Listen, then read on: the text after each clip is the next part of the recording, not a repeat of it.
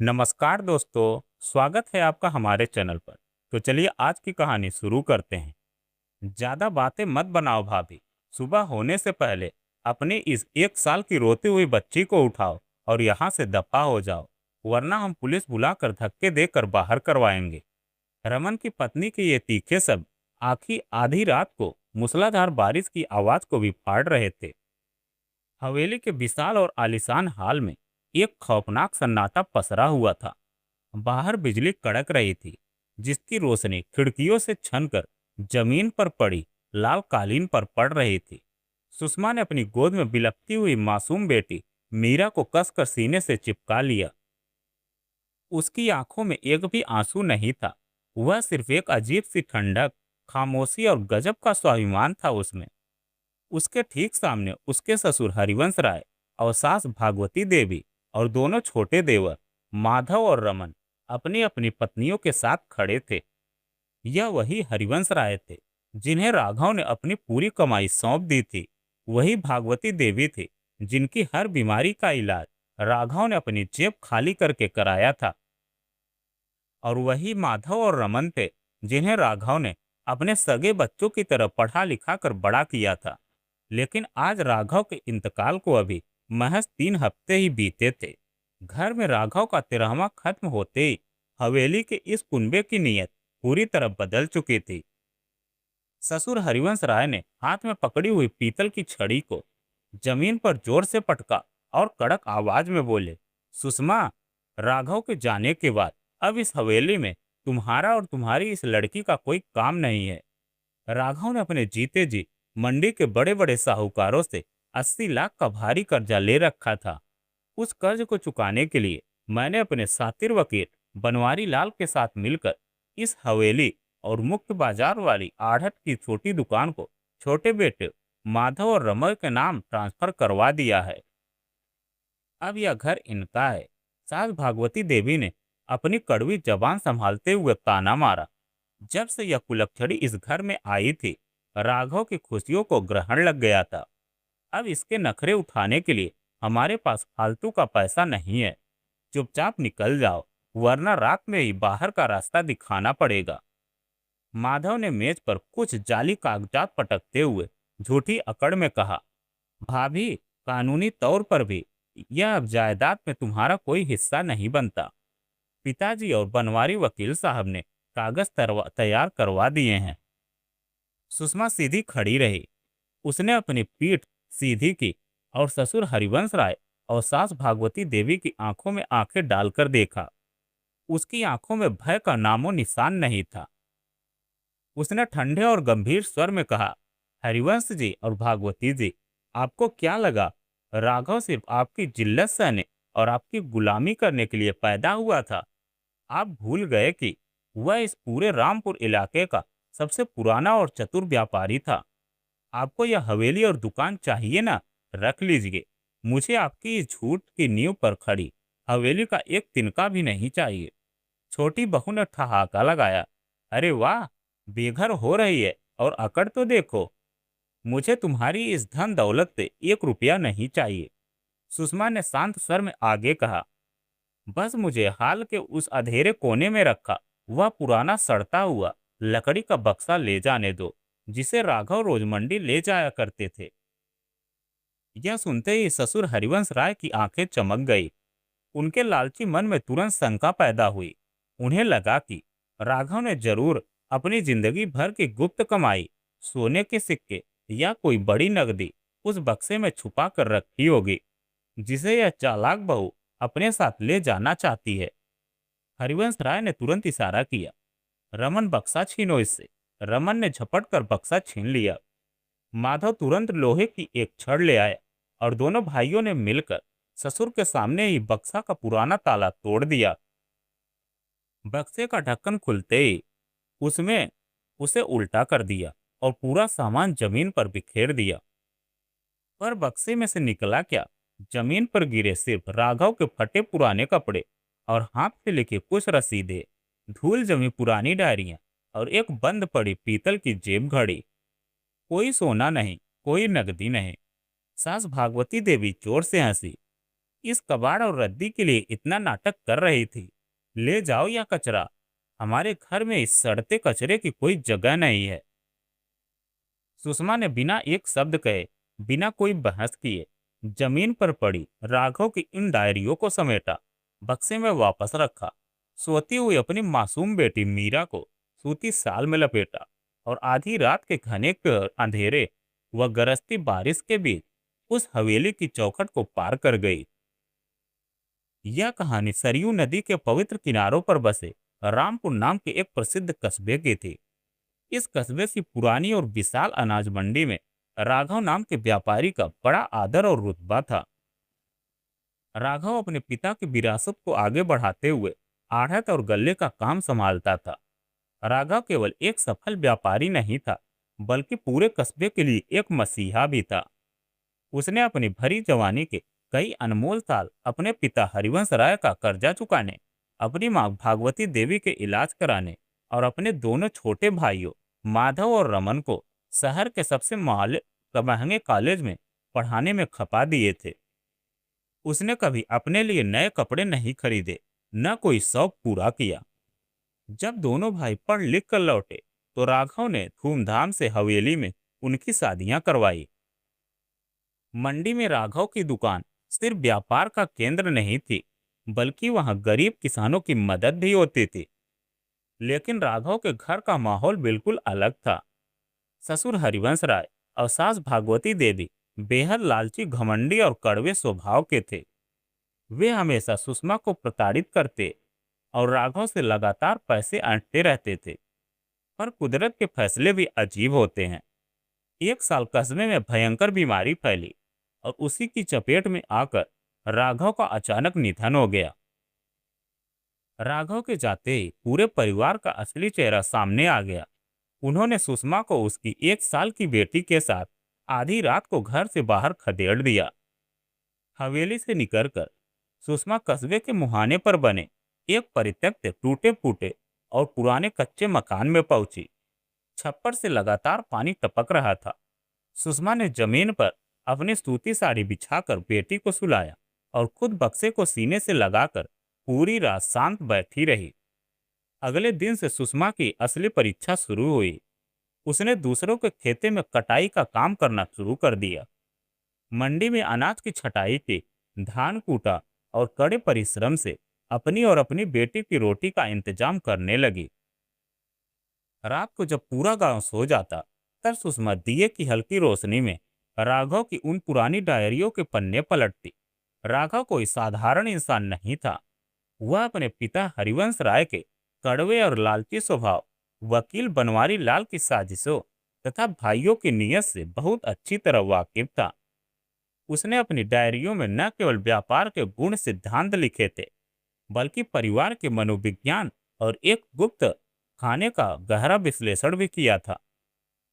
एक पन्ने पर राघव ने सांकेतिक भाषा कोड में हवेली के एक गुप्त हिस्से का जिक्र किया था। उसने अपने हाथ से लिखा था, इंसान की असली कमाई उसकी तिजोरी में नहीं, उसके कर्मों में होती है। पिताजी और अम्मा जी को लगता है कि वे मुझे इस्तेमाल कर रहे हैं, लेकिन वे नहीं जानते कि रामपुर मंडी की जिस भी 40 बीघे पुश्तैनी जमीन पर वे घमंड करते हैं, उसका असली मालिकाना हक केवल मेरे नाम पर है।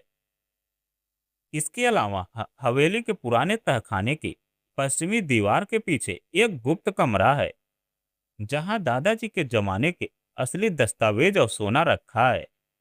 सब्र रखना सुषमा, सही समय आने पर खेल अपने आप पलटेगा। समय से बड़ा कोई शिकारी नहीं होता।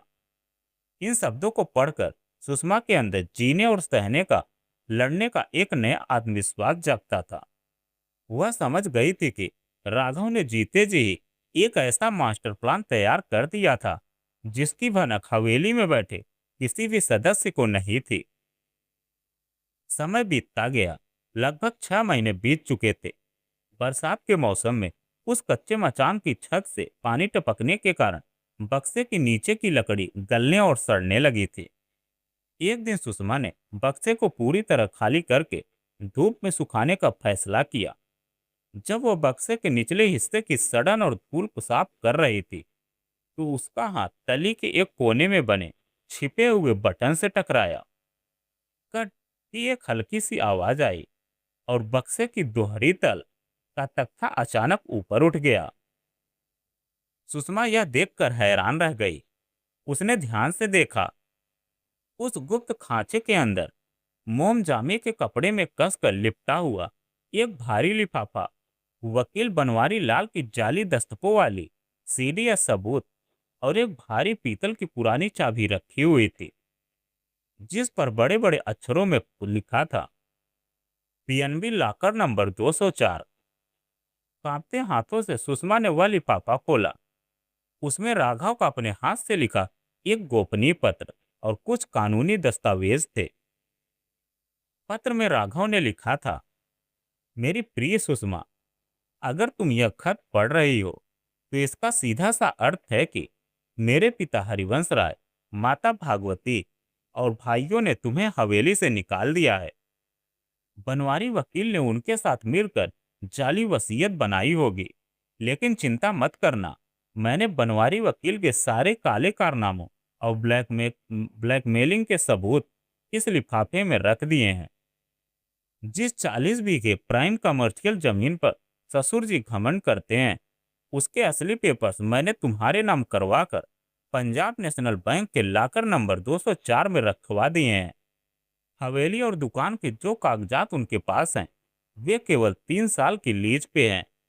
3 साल पूरे होते ही बैंक और तहसील पूरी संपत्ति को सील कर देगी।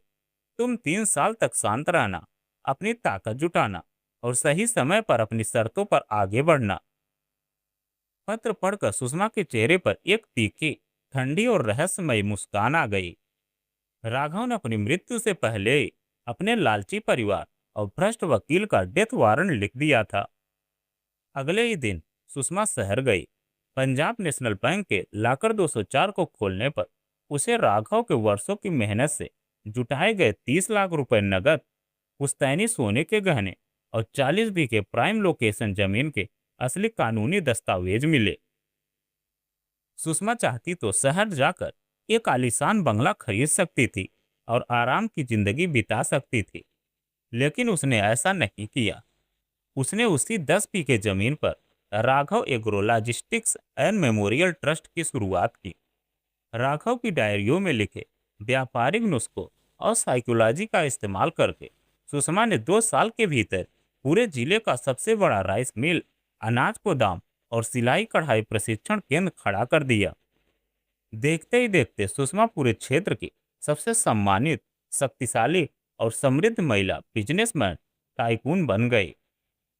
उसकी बेटी मीरा भी एक बेहतरीन माहौल में पलने बढ़ने लगी। दूसरी तरफ हवेली में रहने वाले ससुर हरिवंश राय, सास भागवती देवी और दोनों भाइयों का पतन बेहद भयानक तरीके से शुरू हो चुका था। राघव के बिना दुकान चलाने का हुनर न तो माधव में था और न ही रमन में।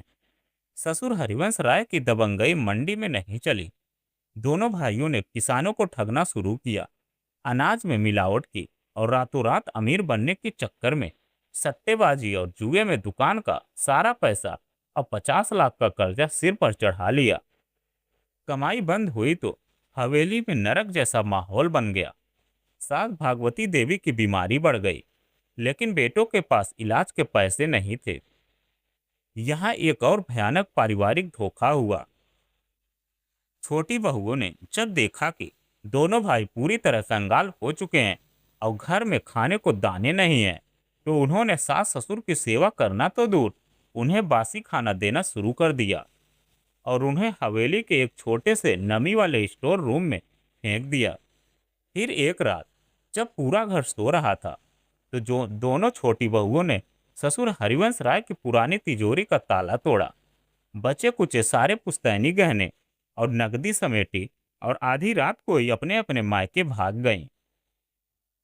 अगले ही दिन उन्होंने माधव और रमन पर दहेज उत्पीड़न और तलाक का भारी मुकदमा ठोक दिया। इस धोखे और सदमे से ससुर हरिवंश राय का दिमागी संतुलन पूरी तरह हिल गया। तभी 3 साल पूरे हुए और एक दिन सुबह सुबह तहसील, बैंक और पुलिस की टीम, प्रशासनिक अधिकारी हवेली के बाहर आ खड़े हुए। कोर्ट के सख्त आदेश के साथ आए। अधिकारियों ने जाली वसीयत बनाने वाले वकील बनवारी लाल को मौके पर ही हथकड़ी पहनाकर गिरफ्तार कर लिया। बैंक अधिकारियों ने नोटिस चिपकाते हुए ऐलान किया कि हवेली और दुकान की लीज खत्म हो चुकी है और इस पूरी 40 बीघे जमीन, दुकान और हवेली की एकमात्र कानूनी मालकिन सुषमा है। ससुर हरिवंश राय के पैरों पैरों तले जमीन खिसक गई। कोर्ट के कड़े आदेश पर हवेली और दुकान को तुरंत सील कर दिया गया। हरिवंश राय, भागवती देवी, माधव और रमन को एक एक कपड़े में हवेली से बाहर खदेड़ दिया गया। तीनों सालों का घमंड का अंत यह हुआ कि पूरा परिवार पूरी तरह सड़क पर आ गया। न सिर छुपाने को छत बची थी और न ही एक वक्त की रोटी का ठिकाना। एक दोपहर शहर की मुख्य अनाज मंडी में कड़कड़ाती धूप थी। 50-50 किलो की भारी भारी अनाज की बोरियां उठाने के लिए दिहाड़ी मजदूरों की एक लंबी कतार लगी हुई थी। उसी कतार में सबसे पीछे फटे पुराने कपड़ों में पसीने से लथपथ, भूख से बेहाल माधव और रमन सिर झुकाए खड़े थे। उनकी हाथों में छाले पड़े थे और आंखों में जलालत के आंसू थे। मंडी के एक कोने में टूटी हुई सीमेंट की बेंच पर ससुर हरिवंश राय और सास भागवती देवी हटे हाल अवस्था में भूखे प्यासे बैठे थे और आने जाने वालों से भीख मांग रहे थे। तभी मंडी के मुख्य प्रांगण में एक चमचमाती हुई काली एसयूवी आकर रुकी। गाड़ी के रुकते ही दो बाउंसर बाहर निकले और पीछे का दरवाजा खोले। उसमें से सुषमा बाहर निकली। कड़क सफेद सूती साड़ी, आंखों पर काला चश्मा, चेहरे पर गजब का आत्मविश्वास और चाल में एक रानी जैसी गरिमा। मंडी का हर छोटा बड़ा व्यापारी, आढ़ती और दलाल सुषमा के सामने हाथ जोड़कर झुक गया। वह अब उस पूरे रीजन की सबसे बड़ी अनाज सप्लायर और मालकिन थी। जब सुषमा अपने मैनेजर के साथ राशन को अक्षक बांटते बांटते मंडी के कोने में पहुंची तो उसकी नजर कतार में खड़े तेवरों और बेंच पर भीख मांगते हुए सास ससुर पर पड़ी। उसके कदम पल भर के लिए ठिठक गए। ससुर हरिवंश राय और सास भागवती देवी ने जब अपनी उसी बेदखल बहू को एक समृद्ध और शक्तिशाली देवी के रूप में देखा तो शर्म से उनकी आत्मा कांप उठी। उन्हें वह भयंकर बरसात वाली रात याद आ गई जब उन्होंने इस औरत को उसकी मासूम बच्ची के साथ धक्के देकर बाहर निकाला था। रमन और माधव दौड़कर सुषमा के कदमों में गिर पड़े। रमन फूट फूट कर रोने लगा, भाभी हमें माफ कर दो, हमारे कर्मों की सजा हमें मिल गई। हम सड़क पर आ गए हैं, हमारे पास खाने को एक दाना नहीं है। ससुर हरिवंश राय अपनी लाठी के सहारे कांपते हुए उठे और हाथ जोड़कर रूंधे गले से भीख मांगने लगे। बहू सुषमा, मुझे माफ कर दो, मैंने राघव के प्यार को नहीं समझा और तेरे साथ बहुत बड़ा पाप किया। यह पूरी जायदाद तेरी है, हमें बस अपने घर के कोने में 2 वक्त की रोटी दे दे। सुषमा ने अपना चश्मा उतारा। उसकी आंखों में न तो कोई गुस्सा था और न ही कोई बदला लेने की हवस। वहां सिर्फ एक बर्फीली खामोशी और मर्यादा थी। उसके पास बदला लेने का, उन्हें रास्ते पर सड़ने के लिए छोड़ने का पूरा मौका था, लेकिन उसने राघव की डायरी में लिखी वह बात याद की। बदला लेने में कोई बड़प्पन नहीं है। मुफ्त का धन इंसान को फिर से हरामखोर और लालची बना देता है। इंसान को उसकी सही औकात उसके सही मेहनत से याद दिलाई जाती है। सुषमा ने ठंडे और शांत लेकिन कड़क स्वर में कहा, हरिवंश जी और भागवती जी, जब राघव जिंदा था तब आपने उसे सिर्फ अपनी जेब भरने का जरिया समझा। जब वह गुजर गया तो आपने मुझे और उसकी 1 साल की बेटी को बेघर कर दिया। सुषमा ने अपने मैनेजर को इशारा किया और कहा, सुनो, मेरे ट्रस्ट का जो वृद्धा आश्रम है वहां 2 बेड खाली करवाओ। हरिवंश जी और भागवती जी वहां रहेंगे। उन्हें रहने को छत और 2 वक्त का सादा खाना मिलेगा, लेकिन हवेली का एक भी कमरा या एक भी रुपया इन्हें कभी नहीं मिलेगा। फिर सुषमा ने कतार में खड़े अपने दोनों देवरों माधव और रमन की ओर देखा और कहा, और तुम दोनों, तुम्हें मैं कोई मुफ्त की भीख या दया का राशन नहीं दूंगी। मेरे गोदाम नंबर 3 में बोरियां ढोलने के लिए मजदूरों की जरूरत है। रोज सुबह 6 बजे से रात 8 बजे तक ईमानदारी से मेहनत करोगे और जो दिहाड़ी बाकी मजदूरों को मिलती है वही तुम्हें मिलेगी। 1 रुपया कम न 1 रुपया ज्यादा। फिर सुषमा पुलिस और तहसील की टीम के साथ सीलबंद हवेली पहुंची। वहां उसने राघव की डायरी के साथ उस गुप्त कोड का इस्तेमाल करके तहखाने की दीवार खुलवाई। अंदर बने गुप्त कमरे से राघव के दादाजी के जमाने के असली पुश्तैनी कागजात, प्राचीन सिक्के और अनमोल वसीयत बरामद हुई, जिसने सुषमा के कानूनी अधिकार पर हमेशा के लिए मुहर लगा दी। माधव रमन, हरिवंश राय और भागवती देवी की आंखों से पश्चाताप के आंसू बह निकले। उन्हें समझ आ गया था कि उनकी बहू न केवल उन्हें सबक सिखाई थी, बल्कि उन्हें उनके कर्मों का आईना भी दिखा दिया था। सुषमा अपनी गाड़ी में बैठी, शीशा ऊपर चढ़ाया और खिड़की से बाहर देखते हुए मन ही मन बोली, राघव, आज आपका हिसाब, आपकी वसीयत और आपका सपना सब कुछ पूरा हुआ। अधर्म, लालच और घमंड से बनाई गई इमारत चाहे जितनी भी ऊंची क्यों न हो, उसका अंत हमेशा तबाही पर ही होता है। सच्चाई, स्वाभिमान और सब्र रखने वाला व्यक्ति समय के चक्र के साथ हमेशा विजयी होता है। समय हर किसी को उसकी सही औकात दिखा ही देता है। तो दोस्तों, सच ही कहा गया है कि छल कपट से बनाया गया महल एक दिन बालू की तरह ढह जाता है। सुषमा ने गुस्सा नहीं किया, बदला नहीं लिया। उसने बस समय और अपने कर्म पर भरोसा रखा। आपको क्या लगता है, क्या सुषमा ने अपने सास ससुर और देवरों को जो सजा दी वो सही थी, या उन्हें माफ कर देना चाहिए था? अपनी राय कमेंट में जरूर बताएं। कहानी पसंद आई हो तो चैनल को सब्सक्राइब करें और वीडियो को लाइक करना ना भूलें।